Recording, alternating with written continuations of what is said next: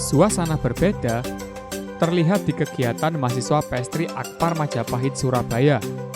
Kali ini, para mahasiswa diberikan baking demo pembuatan croissant oleh dosen pengajar Chef Reni Safitri. Namun, dalam baking demo kali ini, para mahasiswa juga diperkenalkan cara membuat adonan dengan mesin skala industri.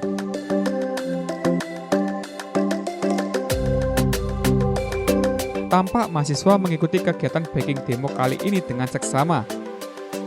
Dan diharapkan, para mahasiswa dapat menyerap ilmu yang sudah diajarkan, agar kelak dapat bermanfaat.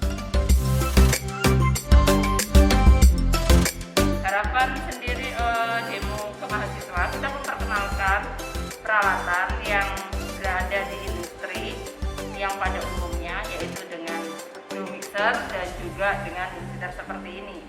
Walaupun kita bisa menggunakan secara manual, tetapi mereka nanti di industri akan menemukan peralatan seperti dositer seperti ini, baik yang standing maupun yang portable seperti ini.